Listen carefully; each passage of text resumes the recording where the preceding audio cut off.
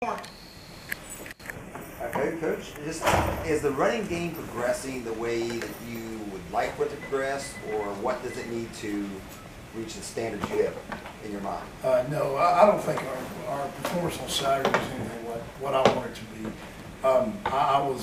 We had been doing better than that in practice, and obviously, missing Sills for a couple of days definitely hurts you having that guy at the guard position inside. But still, we just made some mistakes that we got to clear up. We got to continue to work on it and get our technique better, our pad level. Just basic fundamental stuff that sometimes these guys that hadn't had a ton of reps. Both tackles played pretty good, but inside we just didn't do what we need to do. We got to continue to work on that. But it's not progressing the way I want to right now. Is that because of the lack of experience at center? Is it or just different technique from last year? Well, yeah, no, it's not really as much different technique. It's just these guys haven't played a whole lot inside. With Chase never played center before. There's a lot of pressure on him. There's a lot of stuff he's got to recognize and make calls. And our defense isn't the easiest to run the ball against. They move a lot, and that's fine. It helps us in the long run. It's just the growing pains early are tough with all the movement they do. But we're going to continue to work on it and continue to try different things to get things going the direction we want to go. Is it more than an offensive line situation or the running back situation? No, it's the O-line. Well, we got to get it right. We can't allow run-throughs. You can't allow negative plays. It's like I told my group the other day. If we can keep people from running through, and our running backs are good enough where they're going to get yards, they're going to get what they need. We just got to do our job. Coach, how much of those issues are assignment mistakes? How much of them are physical mistakes? A lot of them are. It's not as much assignment. That we're at the point now where they know who to go to. It's just the technique of getting there. That's the thing. Like I said, with our defense, as much as they move, if you all of a sudden you cross your feet or you step too far and they're looping back inside, it just those are the things that they got to get used to seeing. It's just a lot different than what they've seen in the past at practice, week after week. With the front they ran last year wasn't near as not as much movement and not as much technique. So it's really, I don't think it's a physical thing. It is with some of the younger guys probably ain't as strong enough as we need them to be right now. But it's more of a technique issue that I've got to fix, and that's something that I've got to take care of. Were you blocking vanilla stuff, or were they scheming you up a little bit? There's no such thing as vanilla stuff with Coach Vic. And the good thing is I've been with him 4 years, and I've been through these growing pains before, yeah. and they're tough. I mean, the stuff that he does, well, there's a reason why he's, you look at his defense year after year, it's tough to run the ball. And it's just, like I said, it's growing pains you go through with young guys, it's growing pains you go through with the new, we've all been in this situation before, and Troy, our first year there. It's not fun, but it's something that you got to continue to harp on and continue to fix, because you got to be attention to detail up front, especially versus this defense. They never sit still. They're never just going to sit there and let you block them. They're constantly moving. The linebackers are moving, and they do a really good job. And it's the O-line's always the last thing to come around, because it is five guys that have to that have to communicate and have to make sure they're on the right page. And that's my job as a coach, is making sure that they get there. So we're gonna. All I know to do when things go bad is I tell them all the time, just go to work. You just gotta get them to go to work the next day, man. I mean, that's what this whole place is about. Just blue collar, get up, go to work, and study your assignments a little harder, and focus on what you're doing a little more. Some of the guys that you're blocking, the Stills brothers, are they coming along and giving you guys good looks? Yeah, no doubt. I think defensively, our personnel fits pretty good with what we do, because they don't ask them to sit still and just hold a double team, because we don't have any 330-pound guys that can do that, So they're getting better. They're getting better at moving, and they're getting better at communicating. And at the same time, that's what you want. You want in spring practice, you want defense to win one day, offense win the next. Defense one day, so everybody's just getting a little bit better every day. And but I think they're doing a good job. And of course, that's Coach Leslie would definitely would tell you that, yes or no. But I think just watching from our side, it creates some problems for us. Generally speaking, when you talk to coaches, they usually say in the springtime, if the defense is giving up a lot, then you're in big trouble. Where typically the offenses are behind the defense. Is that usually how you see it? Yeah, it's just the nature of the game. It's defense is kind of like basketball, where if you got one guy who's hitting a bunch of threes, you got one D lineman that O lineman can't block. you can dominate. But on offense, it's got to be everybody doing their job. We brought the whole offense in. We watched film together yesterday, and we had several examples of like, hey, here's 9 guys doing a great job, but there's 2 guys not doing their job. It's -4. So and that's what you got to do with these guys. They got to understand that, hey, everybody's got to do their job. Everybody's got to do their individual job, not worry about the other guy's job. And so that's the point we're at right now, is getting them to understand that. Were there any situations where your guys made the blocks, but the running backs didn't press the blocks? Of course, Yeah. of course, and it was good to see that, because I know it was very frustrating for our running backs, because there was times where they were getting hit behind the line of scrimmage, that's completely our fault. And then there was some times where it didn't, where we blocked it up pretty good. And I think those guys understand, but I completely understand the frustration. And it's frustrating for my guys. It's frustrating for the running backs. But like I said, all you can do is just, hey, we got to keep working. We're going to get better at it. We've been here before, and we know how to fix it.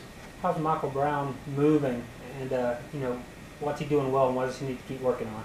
Mike has probably progressed more than anybody on the offense. Coach Brown actually recognized him yesterday and said, hey, he's really progressing. Mike studies really hard. He's up here twice a day.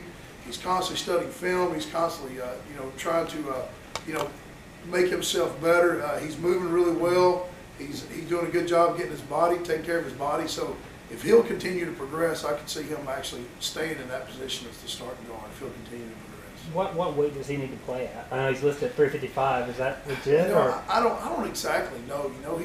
He moves well. The biggest thing is about his movement right now is sustaining that movement. Is what concerns me more than anything, is being able to get to a weight where you can play 80 plays. He can play 10 plays as hard as anybody, but it's the next 70 that you got to make sure, and he understands that, and he does extra conditioning, and we make sure and watch him what he eats, so he's going to get there. It's one of those things you can't snap your fingers and make happen, as we all know.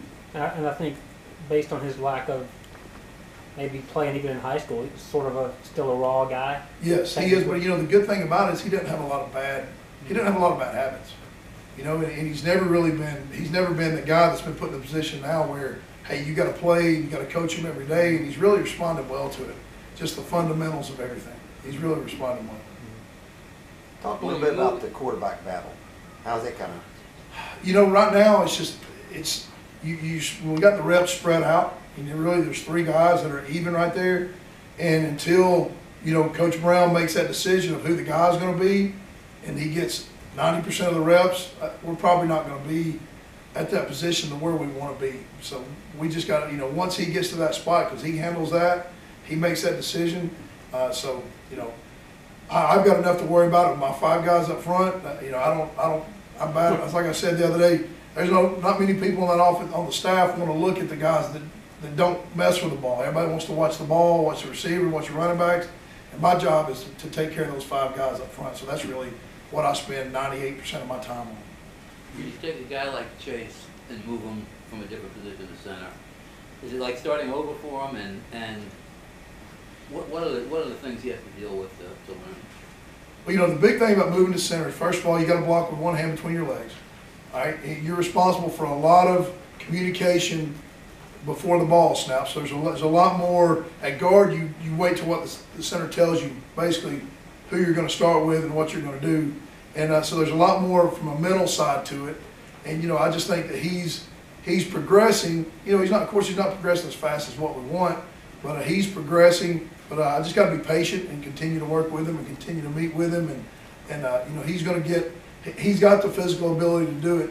We've just got to get him correct with his pad level and his footwork. That's the 2 biggest things he's got to work on. When your feet come together, you stand up. You stand up, you lose leverage. You lose leverage, you get knocked backwards. It all is just a chain reaction that goes back to one thing. So I got to fix that one thing.